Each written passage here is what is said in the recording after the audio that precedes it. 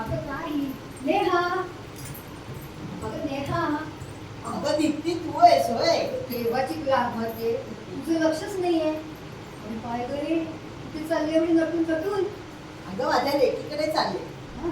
तिच्या सोसायटीत आज हळदी कुंकू आहे चैत्रात. हो का? हो. काहीतरी बाई जुन्या परंपरा काही सोडायला मिळालीच पाहिजे. आणि ह्या एवढ्या याच्यामध्ये कसा उत्साह राहतोय ना काय माहिती. माझ्यासारख्या नोकरी करणाऱ्यांना तर अजिबात उत्साह राहत नाही घरी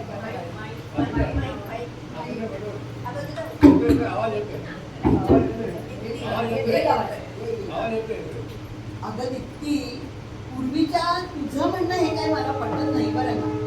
पूर्वीच्या काळी सुद्धा बायकांना घरातल्या रामरगाड्यातनं अजिबात वेळ नसायचा, पण सगळं उत्साहाने करायचं. त्या निमित्तानं त्यांच्यातले कलागुण सर्वांना दिसायचे. मग आणि हल्ली अगदी घरी जरी नसलं तरी दारी म्हणजे अगदी लोकलमध्ये सुद्धा हळदी कुंकू करतात असं बाई ऐकलंय. हो, शेवटी काय आवड असली की सवडी निघतेच. आता माझ्या लेकीच्या सोसायटीतच बघ ना, सगळ्या जणी मिळून एकत्र हळदी कुंकू करतात. कोणी आरास करतो, कोणी रांगोळी काढतो, कोणी फराळाचे पदार्थ करतो, कोणी हार तुरे फुलांचे करतो, गजरे करतो, तर कोणी अगदी सलाड डेकोरेशन सुद्धा करतो. पण टाळपणा मात्र सगळ्यांनी मिळूनच करतात बरं का. हो का? हो हो अगदी. हो. अगं नेहा, मला हे सगळं आवडतं गं, पण या नोकरीच्या रामरगड्यात मला हे करायला काही जमलंच नाही बघ. पण तू आता म्हणतेस ना, मला असा उत्साह वाटायला लागलाय. आपण पण करूया असं वाटायला लागलंय गं. अगं आपल्या सोसायटीत सुद्धा कला येणारे बायका आहेत की. अगं ती सुनीता रांगोळी खूप छान काढते. हो. सुमित्रा आहे ना, डोळ्याचं विणकाम छान करते. लता फळांचं फुलांचं डेकोरेशन छान करते. आणि शुभांगी मोत्याचं विणकाम छान करते. अगं बाहुल्या बनवते, तोरणं बनवते, काय बनवते. आणि पदार्थ तर खूप सुंदर बनवते सगळे. तू तू काय करतेस ग? तिने बनवलेले पदार्थ खाणार गाते. अगं मी गाते, मला गाणं येतं, मला नाटकात काम करायला आवडतं, आणि कविता पण करते. हो ना, मग तुमच्यात हे कलागुण ह्या सगळ्यांना दिसणार कसे? बघा त्याच्यासाठीच तर हळदी कुंकवासारखे कार्यक्रम करायचे. त्या निमित्ताने ओळखी होतात, परस्परांमधला संवाद वाढतो. मग आपण करायचं का आपल्या सोसायटीत? आता विचार करायचा नाही, हा. आता आपण करायचंच आपल्या सोसायटीत हळदी कुंकू. हो. मी सगळ्यांना निरोप देते. अगदी दे. तू पण यायचं बरं का आमच्या हो, बरोबर हो. नक्की. मी तर नक्की येणार. मला तर हे सगळं बाई खूप आवडतं. छान हो. छान छान. मग देऊ सगळ्यांना निरोप मी? अगदी, पण लगेच दे बरं का. अगं आता अक्षर तृतीयेला फार दिवस राहिले नाहीये. हो का? हो. मग असं करूया का, येत्या रविवारीच ठरवूया का हळदी कुंकू? चालेल चालेल चालेल. हो. पण ठरलं तू आहेस ना? हो, आहे. तुला जायचं नाही ना? नाही नाही. मग हो. ठरलं येत्या रविवारी आपल्या सोसायटीत हळदी कुंकू करायचं. Yes. भेटूया आता पुढच्या रविवारी. Okay, bye, bye.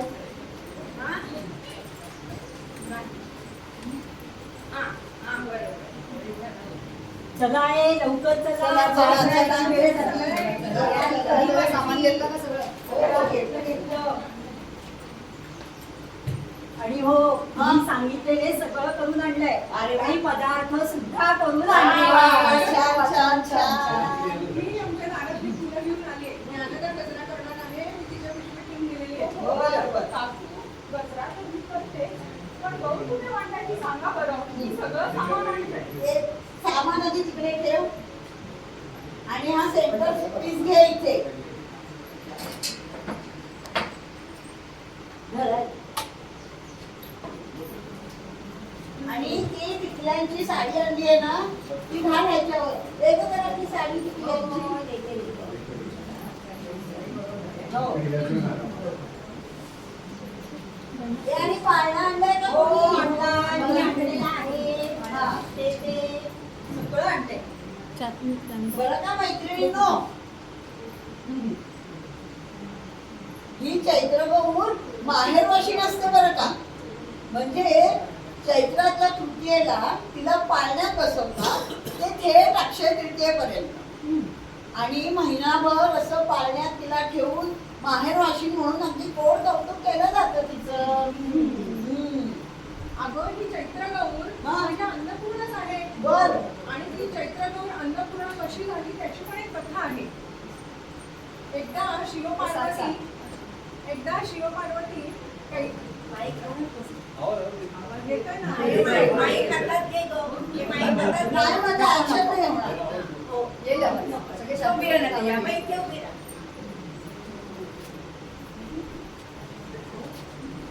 एकदा शिवपार्वती कैलासावर गप्पा मारत बसले होते. बोलता बोलता शंकर पार्वतीला म्हणाले, पार्वती ब्रह्मसत्यम जगत मिथ्या. म्हणजे काय तर फक्त एक ब्रह्मसत्य, बाकी सगळं जग मिथ्या. मला ही गोष्ट माहितीये का पुढची? तू सांग पुढे जरा, मी हे बघते. हो चालेल.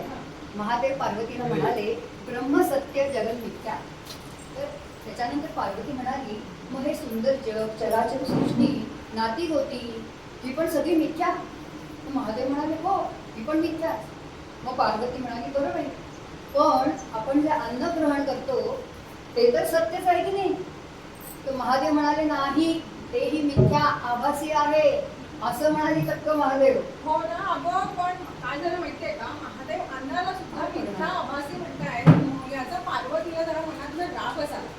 तिने ठरवलं, शंकरांना मी आता हे सिद्ध करून दाखवणार की चराचरातील प्रत्येकाला अन्न किती महत्वाचं आहे हे मी सिद्ध केल्याशिवाय काही थांबणार नाही, असा विचार करून ती अंतर्धान झाली.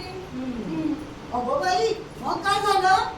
अगं मग काय अगं व्हायचं? अंतर्धान पावल्यावर काय होणार दुसरं? सगळं सात्विकता, सौंदर्य सगळं लोप पावलं. आणि एवढंच काय, अन्न धान्य सुद्धा सगळं अकस्मात संपलं. अन्नधान्य संपलं. हो.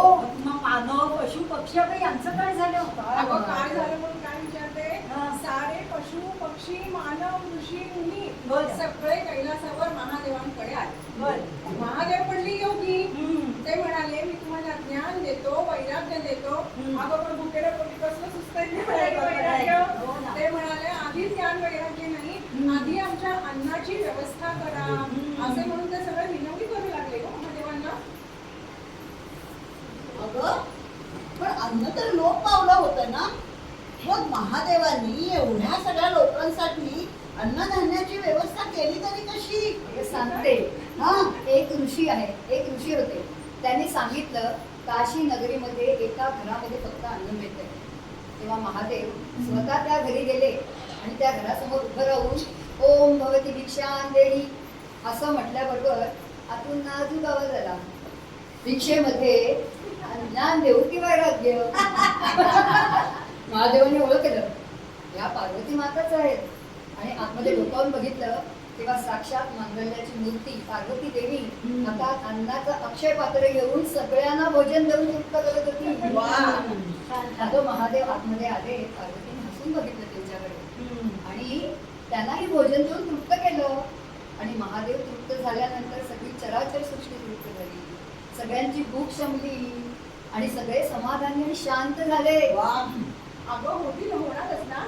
महादेव समाधान आणि शांत झाले म्हणजे चराचर शांत आणि समाधानी होणारच, साहजिक आहे. साहजिकच आणि आहे. या सगळ्या गोष्टीचा सारांश काय की ज्ञान काय, वैराग्य काय प्राप्त होण्यासाठी आधी मनामध्ये शांतता, मुक्तता, समाधान हवं आणि शरीरामध्ये शक्ती हवी. त्याशिवाय कसलं सुचतंय ज्ञान आणि वैराग्य?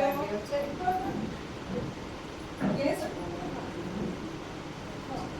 शंकर तृप्त झाल्यानंतर पार्वतीला शिव म्हणाले, तू शिवाला सुद्धा पूर्ण करणारी सदा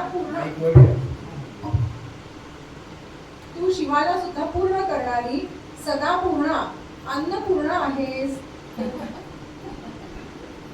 अगं तेव्हा सगळ्यांनी हे लक्षात ठेवावं. आता जर कोणाला प्रश्न पडला असेल की घरातली गृहिणी कुठे काय करते, तेव्हा त्यांनी ही अन्नपूर्णेची कहाणी आठवावी. आणि साक्षात गृहिणी घरात जी वावरते आहे ती अन्नपूर्णाच आहे, हे लक्षात ठेवावं सगळ्यांनी.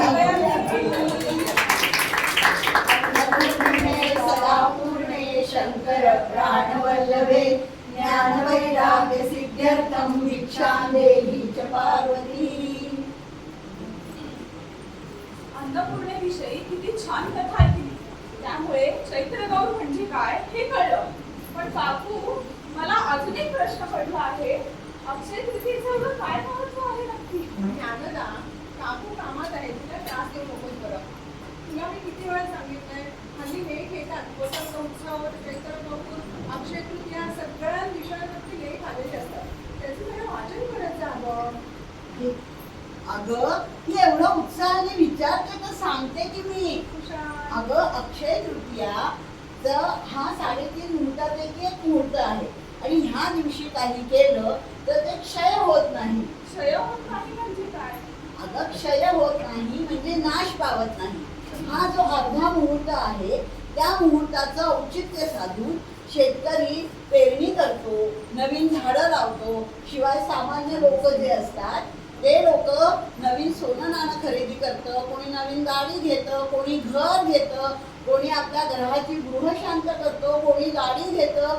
कारण ह्या दिवशी जे काही आपण करू ते नाश पावत नाही. म्हणून अक्षय तृतीयेचं महत्व कळलं आता? हा. ज्ञानदा नुसती गप्पा मारत बसू नको. गुढी आणलीये ती ठेव गौरी पुढे. शुभांगी, अगं तुम्ही बनवलीस ना मुली? आणि किती सुंदर बनवलीस. खूप छान दिसते गं. खूपच सुंदर आहे. हो, हो काय तर. गुढीपाडव्यापासून नवीन वर्षाला सुरुवात होते, वसंत उत्सवाला सुरुवात होते आणि आजपासूनच आजच्या पाडव्याच्या दिवशी श्रीराम अयोध्येला परत आले. त्याचं स्मरण म्हणून तर आपण ही गुढी उभारतो, घरोघरी आनंद साजरा करतो. आणि याच्या नावाने हा शालिवान शक सुरू झाला. त्याचा पराक्रम माहितीये का? हो मला माहितीये. मी विसरले, मला सांग. पैठणच्या 7 वाहन घराण्यात हा राजा. त्याचं नाव सोमकांत. हा पूर्वी मातीची खेळणी बनवायचा. सैनिक, हत्ती, घोडे, रथ बनवायचा. मातीच्या बैलगाड्यातून भात म्हणजेच साळी वाहून न्यायचा आणि मित्रांना वाटायचा. म्हणूनच तर त्याचं नाव शालिवाहन. आता लक्षात अगं आलं. त्याची अजून एक कथा आहे बरं का. काय मग? हा शालिवाहन जो होता बरं. त्याच्या पैठणवर उज्जैनच्या राजानं स्वारी केली. बरं. म्हणजे यांनी आपल्या विक्रमादित्याने.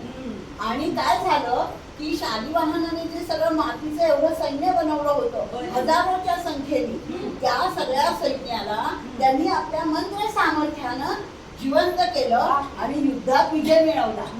हो. काही काय सांगता का? मंत्र सामर्थ्याने मातीचं सैन्य जिवंत कसं होईल? अगं ज्ञानदा, मंत्र सामर्थ्याने जिवंत झालं याचा अर्थ ते सैन्य मातीसारखं जड झालेलं होतं. ते स्वतःचा अभिमान, पराक्रम, स्वार्थ सगळं विसरलेले होते. पण शालिवाहनाने त्या स्वतःच्या मांडणी आणि पराक्रमाने त्यांच्यामध्ये स्फूर्ती निर्माण केली. त्यांचा अभिमान, स्वत्व जागृत केलं. त्यामुळे ते सगळं सैन्य अन्यायाविरुद्ध लढलं आणि त्यांनी विजयाची गुढी उभारली. असा त्याचा अर्थ आहे.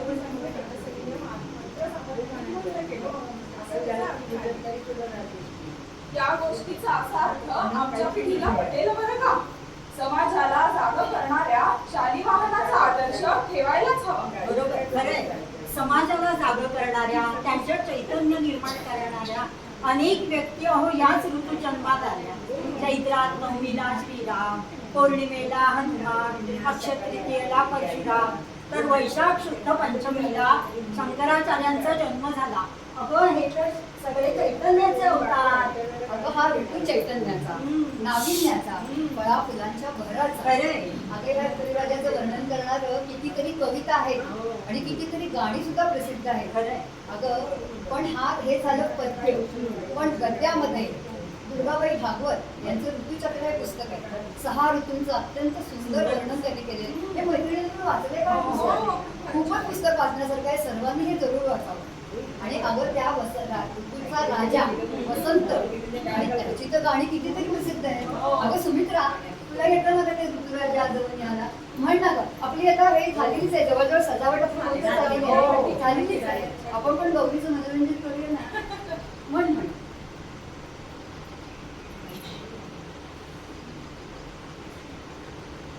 ऋतुराज आज बनी आला, ऋतुराज आज बनी आला, ऋतुराज आज बनी आला, ऋतुराज आज बनी आला.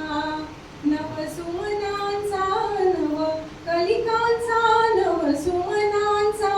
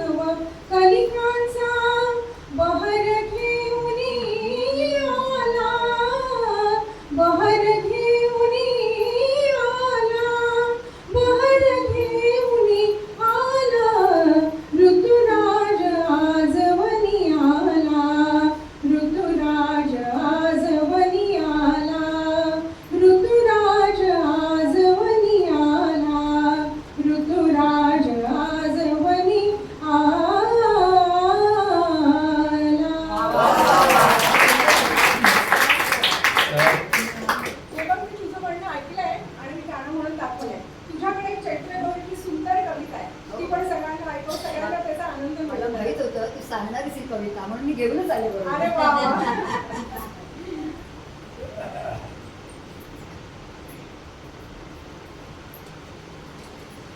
ऐकावं सगळ्यांनी. हो हो.